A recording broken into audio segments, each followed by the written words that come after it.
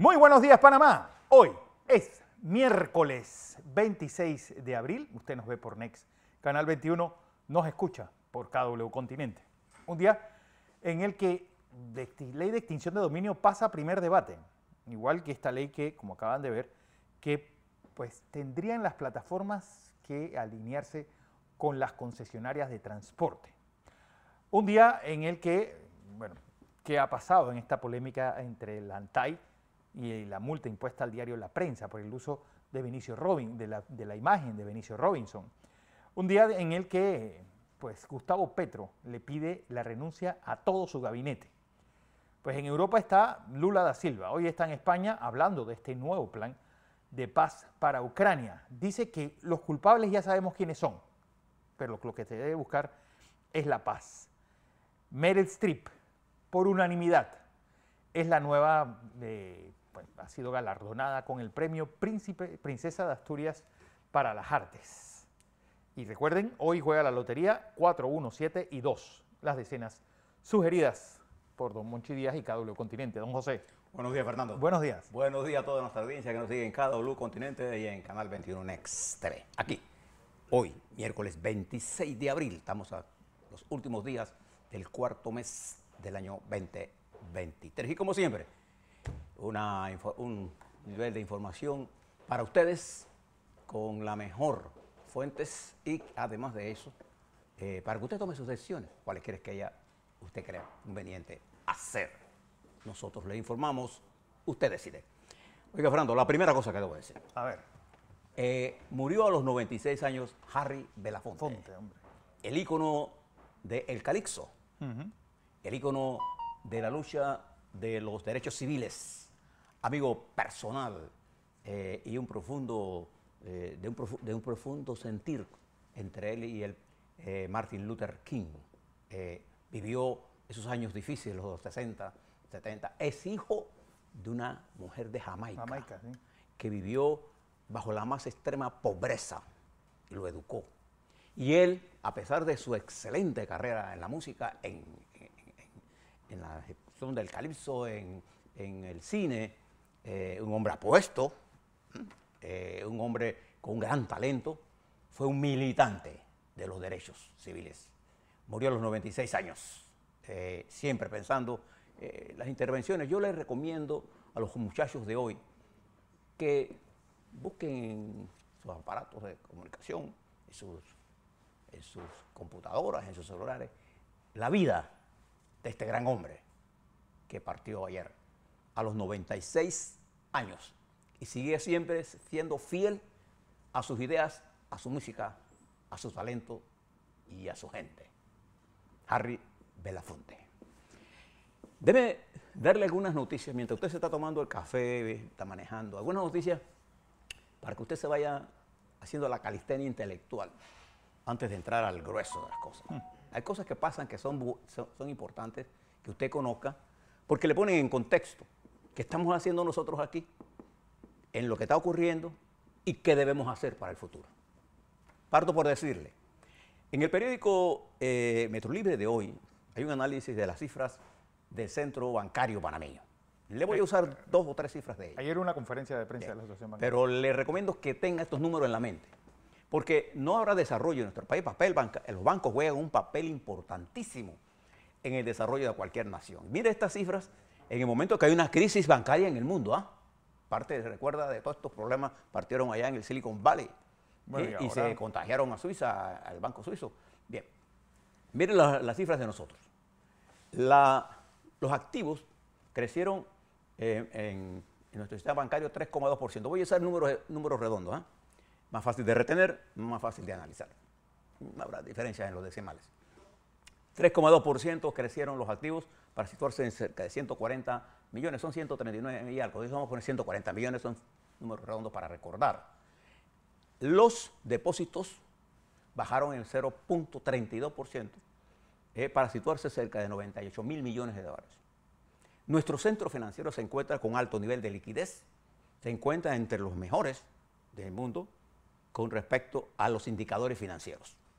Esa es una noticia fundamental para este país, para su presente para su corto plazo y para su perspectiva. Esta es la primera noticia. La segunda noticia, que va en concordancia con esto, ahí está el número de préstamo, etcétera, es el acuerdo que llegaron los trabajadores del CITIESPA con ENSA para detener la huelga. Ahí jugó un papel importante el Ministerio de Trabajo, que debemos tener, Fernando, sí, a la ministra de Trabajo aquí, para hablar un poco de empleo, desempleo real, para que usted conozca los verdaderos problemas de empleo y sobre todo para que nuestros dirigentes políticos entiendan dónde estamos parados. Y si hay alguien que sabe de esto, es nuestra amiga, la ministra de Trabajo, Doris Zapata. Pero este acuerdo entre trabajadores y empresarios es el mecanismo como funcionan las democracias. Que mi saludo a los trabajadores del sindicato y mi saludo a la empresa por los acuerdos logrados y el trabajo del ministerio. También debo señalar que terminó la visita en Panamá del ministro de Exteriores de la India. Y el concepto geopolítico y de estrategia manejado por la Cancillería que se maneja con el presidente, esta de convertir a la India en uno de nuestros principales socios, es fundamental. Porque la India, aparte de ser el estado de mayor población y tiene graves problemas sociales, también tiene importantísimos componentes del desarrollo tecnológico, Fernando. Produce de medicina, de industria, de talento. Aquí hay una gran comunidad hindú. Son gente muy brillante. Le hablamos ayer de nuestra ministra de Relaciones Exteriores, que la quiero felicitar porque este trabajo con la India es importante. Esto es una de las economías emergentes más importantes, tan importante como China. Y para nosotros es vital el manejo con la India, porque con la República Popular hemos avanzado mucho en el comercio. Y creo que esta reunión constituye un elemento fundamental de la política exterior panameña y de la política de desarrollo de este país. India está llamada a jugar un papel importante. Y dicho por ellos, Panamá es la puerta de entrada de la India a América Latina. ¿Y lo saben por qué? Por los niveles de comunicación entre nuestro océano Pacífico y el Atlántico y hacia donde ellos quieran. Y por nuestro sistema financiero y por nuestras facilidades de inversión. Bien, saludo esto para que usted saboree noticias de importancia que nos permiten a nosotros valorar nuestra nación. Algunas cosas que están ocurriendo, ¿qué viajes se están realizando en el mundo? ¿Le da una idea a usted de cuál es el movimiento que está dando este nuevo cambio general en la nación? Pero antes de hablarle, quisiera que ustedes pasaran su vista por un artículo que aparece en el periódico La Estrella de Panamá, del periodista, este responsable de periodista, déjenme hablar, lo hablo aquí mismo, porque a mí me gusta darle el crédito a Juan Alberto Cajar, de La Estrella de Panamá. Hace una entrevista con Ignacio Ramonet. Sí, 4 o 5 empresas dominan la comunicación privada. Él habla de las fake news. ¿Por qué es importante? Histórico director del Mundo, de Le Monde Diplomatique, en español. Él va a presentar un libro en Panamá en el mayo, que se llama las 4 o 5 empresas, no, la empresa se llama sobre la teoría conspiracionista y cómo los medios de comunicación se han convertido, los medios de las redes sociales se han convertido en una especie de manda el que quiera y nadie la controla. Y lo que decíamos nosotros, la tecnología avanza más rápido que el conocimiento y la normativa. ¿Ven? Entonces, creo que es importante que miren esto, para que se empapen de alguien con una gran experiencia profesional en el mundo de las comunicaciones y cómo él ve el peligro de usar la mentira como elemento de información. Bien. Vamos a ver ahora el mundo internacional. Quizás la información que más recorre el mundo es Colombia. Ayer se celebró la reunión de los 20, una reunión que no fue preparada debidamente, es su primer error, y ahora le doy mi opinión sobre ella. Pero fue precedida esa reunión de varias cosas. Unas horas antes de esa reunión, Juan Guaidó se apareció en Colombia y el manejo que la administración del presidente Petro le dio a ese hecho fue incorrecto desde todo punto de vista.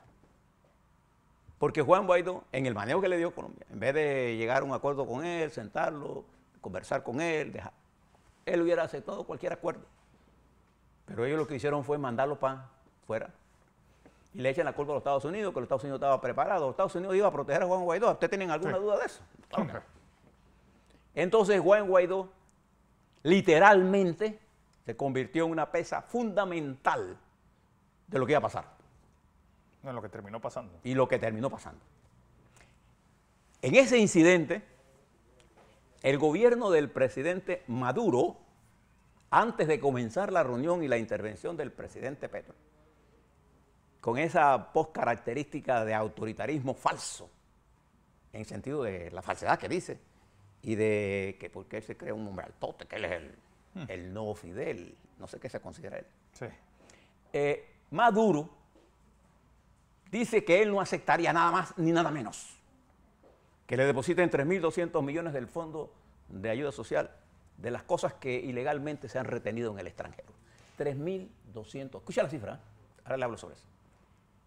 Y ahí interviene Jorge Rodríguez, presidente de la Asamblea, uno de los testaferros que más se ha lucrado de ese gobierno, que ahora es presidente de la Asamblea, para decir que las condiciones de Venezuela para reiniciar son muy claras.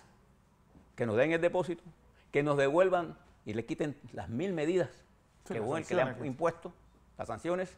Dos, que se eliminen todas las investigaciones que hace la Corte Internacional de Justicia, las indicaciones que hay contra funcionarios, detenciones, etcétera. Que se le devuelva todo y que se libere a Saab. ¿Te acuerdas? ¿Qué interés? Este hombre que forma parte de un entramado de corrupción, de lavado de dinero, de actividades ilegales, que se encuentra en procesos judiciales en los Estados Unidos, que se le entregue. Si no, no hay acuerdo. Y después Petro, en su discurso, presidente de Colombia, da un discurso que establece lo que yo he llamado la narrativa propia de un intelectual de izquierda sin manejo de la realidad.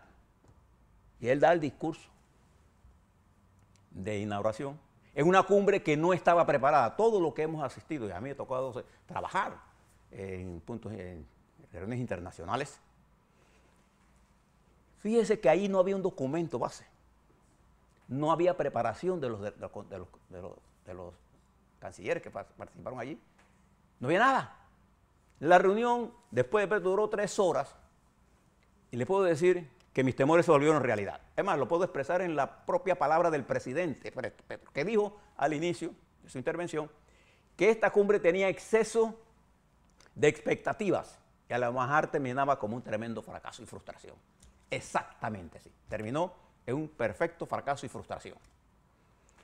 El documento final, que no es el producto de absolutamente nada, después nos enteramos por la vía de comunicación que nos llegó por otros medios de los que participaron, que lo que se leyó es lo que piensa Colombia. Mira estos 3 puntos que acordaron.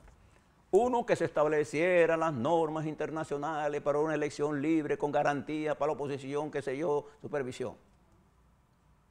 2, que paralelamente al desarrollo de esto, se estaban levantando las sanciones de esto. Y 3, que continúe el diálogo.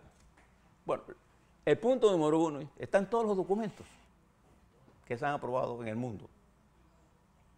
O sea, esta reunión no logró ningún objetivo. Cero. Aparte de perder el tiempo. Y las grandes expectativas llevaron a Petro hoy, lo que se anuncia hoy, cambio de gabinete. Porque el lenguaje del presidente, esta metáfora que usa él, esta, digamos, posverdad, que él cree que su discurso es la verdad, y aunque él diga cosas que sabe que no son ciertas, por ejemplo, su expresión de que Nicaragua, Venezuela lo que necesita es más democracia. No, es que en Venezuela no hay democracia, presidente Petro. Sí. No hay, partamos de la realidad. Esta posverdad que él dice, fortalecer el proceso democrático de Venezuela. Si no hay democracia, ¿qué va a fortalecer usted? Ahí hay que restablecer la democracia. Entonces, mejor que nosotros no tuvimos ahí. Mejor. Porque eso va a quedar. ¿Quieres escuchar lo que estoy diciendo? Hay una comisión, va a hablar con Maduro, para eso lo convence. La oposición que estaba ahí es la oposición blandengue. No tuvo la ingeniera Corina Machado, no estuvo ahí. A Guaidó lo sacaron a patada de Colombia. Por instrucciones del canciller y del presidente. Entonces, sigue el entrenamiento. Le hablo de la cifra de los 3.200 millones. De acuerdo a lo que dice Maduro y lo que dice Jorge Rodríguez, presidente de la Asamblea, de ese régimen, los robos que se acaban de denunciar entre los chavistas sobrepasan los 9.000 millones de dólares. Si se robaron esa cantidad, ¿por qué no recogen esa cantidad y con eso resuelven el problema? Lo que quiere decir es que los 3.200 millones no van a resolver el problema. Lo que va a resolver el problema es parar a la criptocracia venezolana. De los robos que están haciendo multimillonarios. Usted sabe lo que son 9.200 o los 3.000 millones, dicen ellos, que se llevaron esto en PDVSA de ese periodo, de los últimos 2 años. Imagínense los más de 26.000 millones de dólares que no aparecen por ningún lado. Entonces, cuando él habla de devolverle lo que la democracia exige, el pueblo venezolano exige, es que los recursos del Estado venezolano sean utilizados para los venezolanos y no para robárselo. Entonces, en este latrocinio que ellos impulsaron esto, ellos piensan que con esto ellos se van a salvar.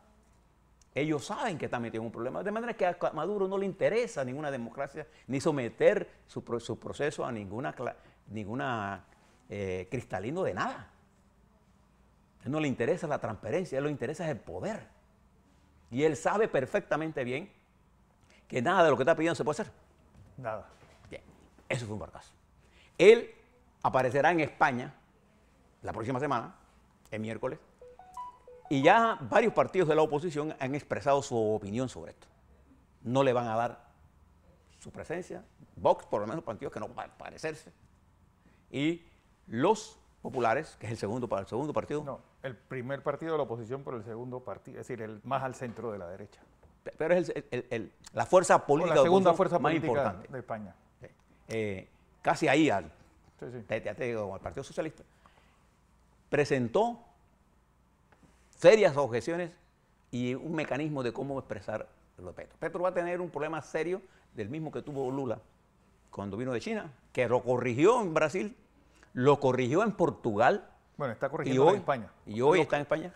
Hoy, por ejemplo, en la conferencia de prensa que fue esta madrugada, que estuve viendo, el presidente Lula habló que por qué su plan no tenía o no demostraba esa condición de víctima de Ucrania y de culpable a Rusia. Y él dijo, bueno, lo que nosotros ya sabemos quién es culpable.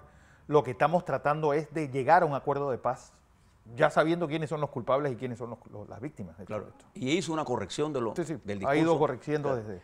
Entonces, frente a eso, observe los movimientos que hay en el mundo en este momento. El presidente de Corea del Sur se mueve a los Estados Unidos el próximo miércoles. ¿Por qué le hablo de Corea del Sur?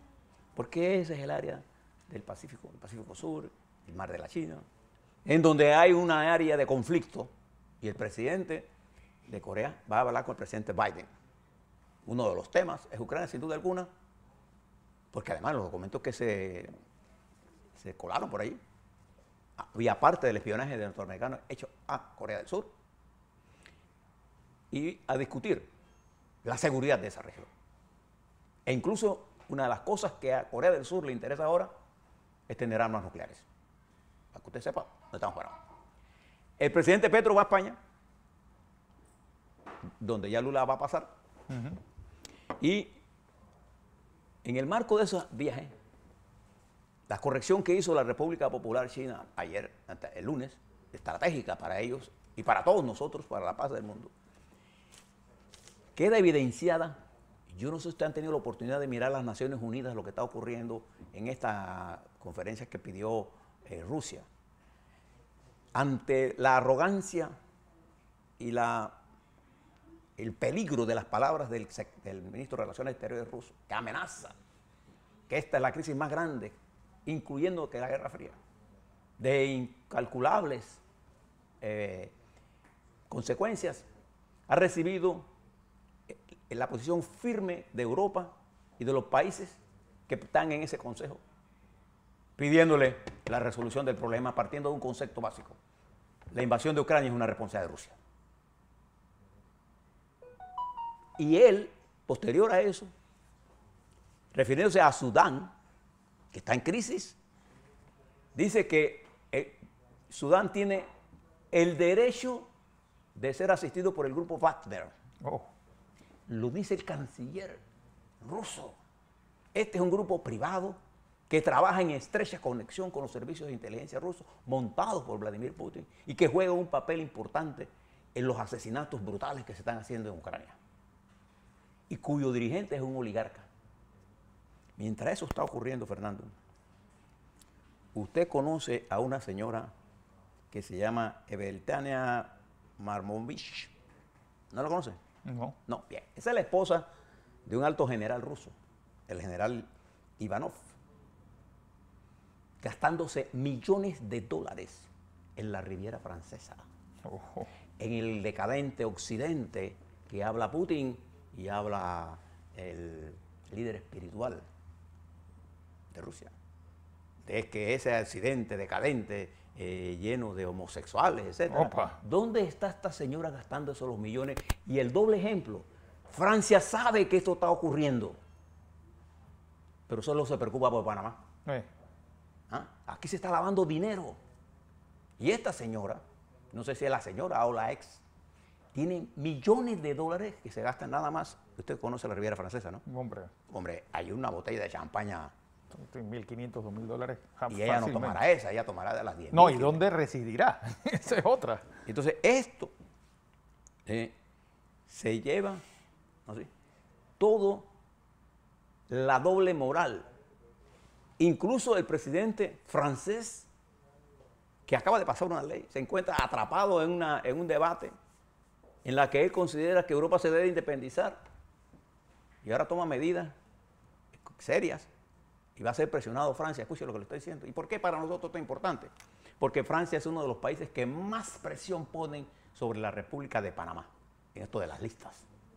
Y sin embargo se hace de la vista gorda con la presencia de esta mujer que escandalosamente se gasta millones de dólares.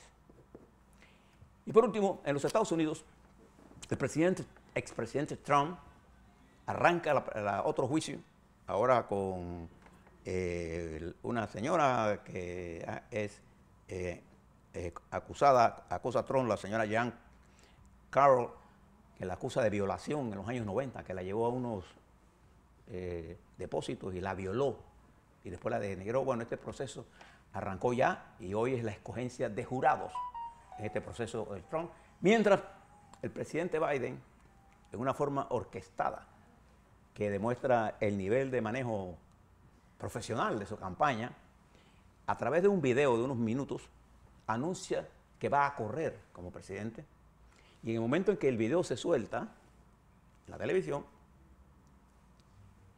el presidente aparece en los suburbios hablando su programa. O sea, es un video de lanzamiento doble.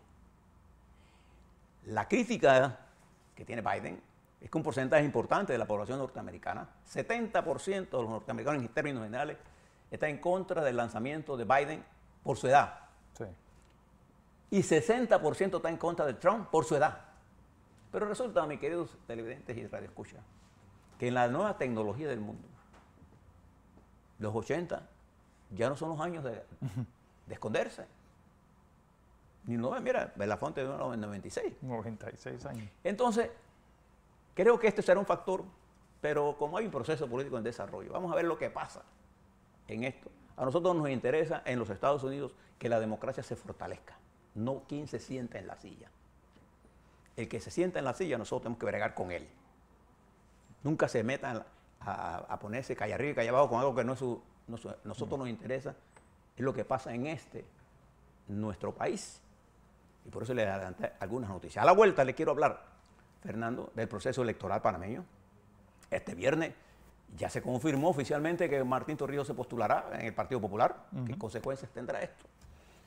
También el representante de corregimiento de Don Bosco, Guillermo Bermúdez, ¿no? Bermúdez lanzó su candidatura a la alcaldía en un acto masivo, pero además expresando un programa de gobierno municipal tremendamente atractivo para los corregimientos de la ciudad. Recuerde que cosas como esta es la que nosotros necesitamos, que los candidatos nos digan a nosotros qué van a hacer. Usted, todos nosotros necesitamos. Y particularmente poder entender el conflicto internacional y cómo ellos cajen esto. ¿Y por qué les digo que la India es tan importante? Busque todas las estadísticas de la India, verá usted la importancia de la reunión que se dio aquí en Panamá. A la vuelta hablaremos, Fernando, de la dinámica social y política de nuestro querido país. Así es.